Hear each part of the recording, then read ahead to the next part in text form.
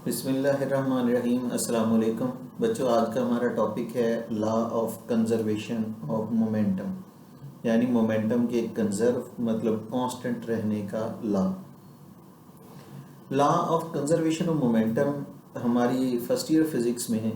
सिर्फ third chapter नहीं बच्चों, बल्कि फर्स्ट ईयर फिज़िक्स की पूरी बुक में सबसे ज़्यादा इम्पोर्टेंट जो लॉन्ग क्वेश्चन है ना, वो law of conservation of momentum है, क्योंकि बोर्ड एग्ज़ाम्स के अंदर ये काफ़ी दफ़ा आ चुका है। तो इसको आप लोगों ने थारोली करना है, law of conservation of momentum को। हम अपना टॉपिक शुरू करते हैं लॉ ऑफ कंजर्वेशन मोमेंटम, लेकिन आइसोलेटेड सिस्टम का एक दफ़ा आपको बता दिया जाए, फिर हम इस प्रूव करेंगे इस लॉ को। आइसोलेटेड सिस्टम वो होता है जिसको हम कह सकते हैं अलग थलग निज़ाम, तन्हा निज़ाम। आइसोलेशन बेसिकली उर्दू ट्रांसलेशन होती है तन्हाई। आम हालात में भी जो आइसोलेशन में होता है, तन्हाई में होता है, वो दूसरों से या दूसरे उससे इंटरेक्ट नहीं कर रहे होते।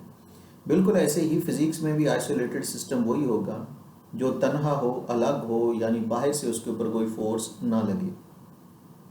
तो टॉपिक का स्टार्ट हम इसी बात से करेंगे कि लेट्स कंसीडर आइसोलेटेड सिस्टम। हम लोग एक आइसोलेटेड सिस्टम लेते हैं। It is a system on which no external agency exert any force, कि ये एक ऐसा सिस्टम होगा जिस पर कोई एक्सटर्नल एजेंसी फोर्स नहीं लगाएगी, उसको हम आइसोलेटेड सिस्टम, अलग थलग यानी तन्हा निज़ाम कहेंगे। अब मैं एग्जांपल से आपको बताता हूँ कि ऐसा सिस्टम जिस पर कोई एक्सटर्नल एजेंसी फोर्स नहीं लगाती और उसको हम आइसोलेटेड सिस्टम कहते हैं, ये हम कैसे बना सकते हैं। For example, gas molecules are enclosed in a glass vessel at constant temperature, कि अगर आप गैस मॉलिक्यूल्स को ग्लास वेसल में कांस्टेंट टेम्परेचर पे बंद कर देते हैं, they will constitute isolated system. ये एक आइसोलेटेड सिस्टम बन जाता है। टेम्परेचर बच्चों कांस्टेंट इसलिए रखना है, किसी फर्स्ट ईयर फिजिक्स में आपको लास्ट चैप्टर में बताया जाएगा कि टेम्परेचर बढ़ने से ना इनकी मॉलिक्यूलर काइनेटिक एनर्जी बढ़ती है गैस मॉलिक्यूल्स की, और काइनेटिक एनर्जी बढ़ती है यानी इन पर फोर्स ज़्यादा लगने लगती है। तो टेम्परेचर इनकी फोर्स बढ़ा सकता है, तो वो एक्सटर्नली इनको एक एनर्जी दे सकता है, तो लिहाजा आप टेम्परेचर कांस्टेंट कर दें। तो if the gas molecules are enclosed in a glass vessel at constant temperature, तो अगर आप गैस मॉलिक्यूल्स को ग्लास वेसल में कांस्टेंट टेम्परेचर पे इनक्लोज कर देते हैं, they will constitute an isolated system. तो ये एक आइसोलेटेड सिस्टम बना देंगे, because molecules can collide with one another. Molecule आपस में तो टकरा सकते हैं, with the walls of container, बर्तन की दीवारों के साथ भी टकरा सकते हैं, because of their random motion, अपनी अफरा तफरी की हरकत की वजह से। But as no external agency exert any force on them, लेकिन चूंकि बाहर से कोई फोर्स नहीं लग रही, so they will form an isolated system. तो ये एक आइसोलेटेड सिस्टम बना देंगे। सो बच्चों, इस तरह से ना हम लोगों ने इसकी डेफिनेशन भी कर दी और आप लोगों को आइसोलेटेड सिस्टम की एक एग्जांपल भी दे दी गई है। लेकिन मैं आपको एक बात क्लैरिफाई कर दूं कि कोई भी सिस्टम कंप्लीटली आइसोलेटेड नहीं होता। बाहर से कुछ ना कुछ फोर्सेस लग जाती हैं, जिस तरह से एयर प्रेशर है या ग्रेविटेशनल फोर्स है। लेकिन अगर एक्सटर्नल फोर्सेस इंटरनल फोर्सेस से कम हो, एक्सटर्नल फोर्सेस इंटरनल फोर्सेस से कम हो, तो उस सिस्टम को आइसोलेटेड सिस्टम ही समझ लिया जाता है, यानी एक्सटर्नल फोर्सेस को इग्नोर कर देते हैं। तो कंप्लीटली आइसोलेटेड सिस्टम एग्जिस्ट नहीं करते। तो लिहाजा हम लोग ये देखते हैं कि अगर एक्सटर्नल फोर्सेस वीक हैं as compare to internal forces, तो उसको आइसोलेटेड सिस्टम ही समझा जाएगा। बच्चों, आइसोलेटेड सिस्टम का समझने के बाद अब हम लॉ को प्रूव कर सकेंगे। हमने लॉ ऑफ कंजर्वेशन मोमेंटम, यानी मोमेंटम को कांस्टेंट रहता है, मोमेंटम को कांस्टेंट रखने का जो लॉ है, उसको प्रूव करने के लिए आइसोलेटेड सिस्टम लेना है two smooth hard interacting balls का। बच्चा, जब आप आइसोलेटेड सिस्टम लेंगे ना, तो एक्सटर्नल फोर्स तो अब लगेगी कोई नहीं, उसको तो हमने इग्नोर कर देना है। तो इंटरनल फोर्सेस कंसिडर करेंगे और बड़ी आसानी से प्रूव कर लेंगे कि मोमेंटम कंजर्व है, मोमेंटम कांस्टेंट है। तो let's consider the isolated system of two smooth hard interacting balls के। आप लोग आइसोलेटेड सिस्टम ले लें two smooth hard and interacting balls का। स्मूथ हमवार होगी, हार्ड सख्त होगी, इंटरेक्टिंग आपस में अमल करेंगी, उनका आइसोलेटेड सिस्टम ले लें। इन बॉल्स की मासेस है हमारे पास m1 and m2, moving with velocity v1 and v2 respectively along straight line. तो दो बॉल्स हैं, उनकी मासेस आपको बता रहे हैं ना, m1 एंड m2 हैं। उनकी वेलोसिटीज क्या हैं, v1 एंड v2 हैं रिस्पेक्टिवली, बिल तरतीब, यानी m1 की मास v1 है, m2 की मास v2 है, स्ट्रेट लाइन पे जा रही है। दे कोलाइड विद वन अनदर, एक दूसरे से टकरा गए। And after collision m1 move with the velocity v1 dash and m2 move with the velocity v2 dash. m1 velocity v1 dash से मूव करने लगी, m2 वेलोसिटी v2 डैश से move करने लगी रेस्पेक्टिवली बिलतरतीब, लेकिन along a same straight line, चल उसी straight line पे रही। बच्चों ये सारी कॉन्फ़िगरेशन बताने के बाद अब हम चेंज इन मोमेंटम निकालते हैं फर्स्ट बॉल का। Change in momentum of first ball निकालना है तो फर्स्ट बॉल के फाइनल से इनिशियल मोमेंटम निकालें, इसमें सेकंड का कोई रोल नहीं है। Change in momentum of first ball है ना, फर्स्ट मास, तो फर्स्ट के फाइनल मोमेंटम से उसका इनिशियल मोमेंटम निकालें। इसका फाइनल मोमेंटम क्या है, m1 v1 डैश, और इनिशियल कितना है m1 v1, वो माइनस कर दें। तो change in momentum of first ball का final momentum m1 v1 dash, उसका initial momentum m1 v1 minus किया तो change in momentum of first ball आ गया, और इज इक्वल टू है product of force and time. ये हम जानते हैं, इंपल्स में बताया था, उसे पिछले टॉपिक में भी बताया हुआ है momentum and Newton second law motion में, कि चेंज इन मोमेंटम जो होता है ना दैट इज इक्वल टू होता है product of force and time. तो इसके फाइनल मोमेंटम से इसका इनिशियल मोमेंटम निकाल दें, यानी m1 v1 डैश से माइनस कर दें m1 v1, change in momentum of first ball equal to क्या होगा, product of force and time, क्योंकि चेंज इन मोमेंटम इक्वल होता है product of force and time, ये हम पहले से जानते थे। अब निकालेंगे हम लोग change in momentum of second ball. और फर्स्ट का कोई काम नहीं, change in momentum of second ball, second mass का चेंज इन मोमेंटम निकालना है, तो इसके भी final momentum m2 v2 dash से इसका initial momentum m2 v2 minus कर दें, तो फाइनल मोमेंटम हो गया m2 v2 डैश, और इनिशियल मोमेंटम कितना होगा m2 v2 माइनस किया, तो ये भी change in momentum equal to होगा, change in momentum of second ball equal to होगा product of force and time. दोनों का चेंज इन मोमेंटम हमने फाइंड आउट कर लिया। दोनों का चेंज इन मोमेंटम निकालने के बाद टोटल चेंज इन मोमेंटम निकालें। टोटल चेंज इन मोमेंटम निकालने के लिए इनको ऐड कर देंगे, एडिंग 1 एंड 2। इनको ऐड करने से पहले मैं एक बात बता दूं कि आप किसी एक फोर्स को ना f डैश का नाम दे दें, दूसरे से डिफरेंस थोड़ा सा करने के लिए दूसरी फोर्स से, जिस तरह मैंने फर्स्ट वन को f डैश का नाम दे रखा है। एक्चुअली जब ये इंटरेक्टिंग बॉल्स है ना, जब ये आपस में टकराएंगी, पहली बॉल दूसरी पे फोर्स लगाएगी, दूसरी पहली पे लगाएगी। ये एक्शन रिएक्शन फोर्सेस हैं, equal in magnitude but opposite in direction. तो किसी एक फोर्स को f डैश का नाम दे दें, मैंने फर्स्ट वन को नाम दे रखा है।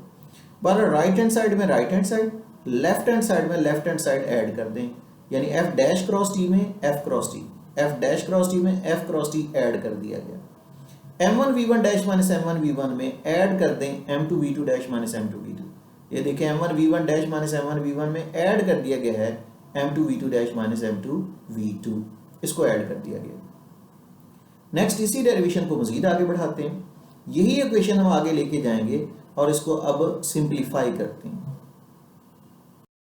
बच्चों सिंप्लीफिकेशन अब कुछ यूं होगी कि देखें, जो इसकी लेफ्ट हैंड साइड है इसमें से टाइम कॉमन हो रहा है, टोटल चेंज इन मोमेंटम हम लोग फाइंड आउट कर रहे हैं, और जो लेफ्ट हैंड साइड है इसमें से टाइम कॉमन कर लें। जैसे इसमें से t कॉमन करेंगे तो f डैश आ जाएगा, यहाँ प्लस आ जाएगा, उसके बाद फिर यहाँ से t कॉमन करेंगे तो यहाँ सिर्फ f रह जाएगा, यानी दोनों का यहाँ भी और इधर से भी t को कॉमन कर लिया गया। राइट हैंड साइड तो वैसे ही लिख ली जाएगी। अब जैसे मैंने पहले भी जिक्र किया कि ये जो दोनों फोर्सेज है ना f dash and f, these are equal in magnitude but opposite in direction, क्योंकि ये एक्शन रिएक्शन फोर्सेज हैं, equal in magnitude but opposite in direction है। यानी अगर हम f डैश को एक्शन फोर्स कहते हैं तो रिएक्शन फोर्स के इक्वल है, डायरेक्शन में ऑपोजिट है, तो f डैश की जगह आप लोग माइनस f पुट कर सकते हैं। जैसे ही आपने f डैश की जगह माइनस f पुट करना है तो प्लस f से वो कैंसिल होगा, ये तो जीरो हो जाएगा, और मल्टीप्लाई बाय t भी जीरो होगा, यानी लेफ्ट हैंड साइड तो सारी जीरो हो जाएगी, ये सारी जीरो हो गई। और राइट हैंड साइड आप वैसे लिख लें m1 v1 dash minus m1 v1, और इस तरह m2 v2 dash minus m2 v2।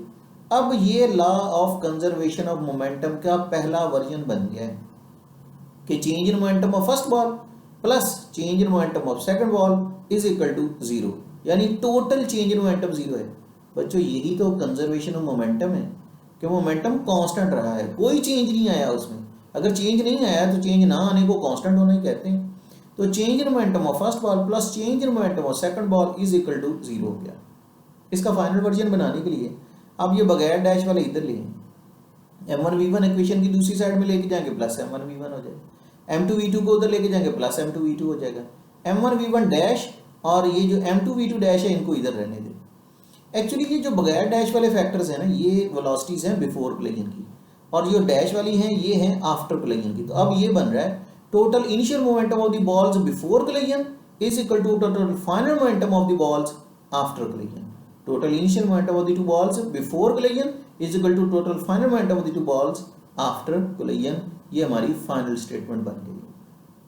बहरहाल बच्चों, टोटल चेंज इन मोमेंटम चूंकि जीरो है या total initial momentum total final momentum के इक्वल है, यही तो कंजर्वेशन मोमेंटम है कि मोमेंटम कांस्टेंट है।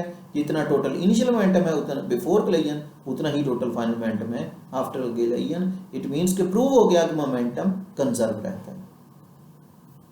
बच्चों, अब आप लोगों को आखिरी पैराग्राफ की तरफ लेके जाते हैं। लास्ट पैराग्राफ में कुछ पॉइंट्स आपको क्लैरिफाई करने कि for such a group of objects, कि अगर आपके पास कोई ग्रुप ऑफ ऑब्जेक्ट है and one object with in the group experience a force, और ग्रुप में कोई एक ऑब्जेक्ट फोर्स एक्सपीरियंस करता है ना, तो there must exist an equal and opposite reaction force on some other object in the same group. जिस तरह जब हम गन से बुलेट फायर करते हैं, जब हम ट्रिगर दबाते हैं ना, ट्रिगर दबाते हैं तो सबसे पहले गन बुलेट पे फोर्स लगाती है। जब गन बुलेट पे फोर्स लगाती है तो बुलेट गन पे फोर्स लगाती है equal in magnitude but opposite in direction, ताकि दोनों एक दूसरे को कैंसिल कर दे, दोनों को मोमेंटम, तो टोटल चेंज इन मोमेंटम फिर जीरो रहता है। तो यही बात आपको लास्ट में समझाई जा रही है कि for such a group of objects, के अगर आपके पास कोई ग्रुप ऑफ ऑब्जेक्ट है, one object with in the group experience a force, अगर एक ऑब्जेक्ट ने ग्रुप में फोर्स महसूस कर ली, it will exert an equal and opposite reaction force on some other object in the same group। ये equal लेकिन opposite reaction force और objects के ऊपर जरूर लगाएगा उसी ग्रुप के अंदर। यानी अगर बुलेट पे फोर्स लगी तो बुलेट गन पे फोर्स जरूर लगाएगी, equal in magnitude opposite in direction, तो total change in momentum zero हो जाता है, क्योंकि मोमेंटम इक्वल होंगे, डायरेक्शन में ऑपोजिट होंगे, total change in momentum zero होगा ग्रुप का। सो बच्चों, अब हम लॉ ऑफ कंजर्वेशन मोमेंटम जो है ना, उसकी स्टेटमेंट को बयान कर सकते हैं। आपकी ग्रुप में बुक में ये ग्रीन बेल्ट में हाईलाइट करके लिखी हुई है कि total linear momentum of N isolated system always remain constant, कि लीनियर मोमेंटम आइसोलेटेड सिस्टम का हमेशा ही कांस्टेंट रहता है। ये लीनियर मोमेंटम है ना, क्योंकि ये स्ट्रेट लाइन मोशन को डील किया है, तो total linear momentum of N isolated system always remains constant.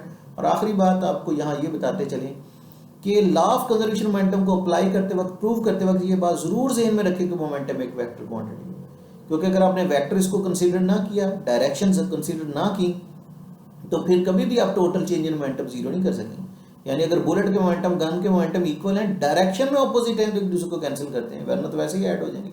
तो लॉ ऑफ कंजर्वेशन मोमेंटम को प्रूव करते वक्त या अप्लाई करते वक्त ये जरूर ज़हन में रखें कि मोमेंटम एक वेक्टर क्वांटिटी है।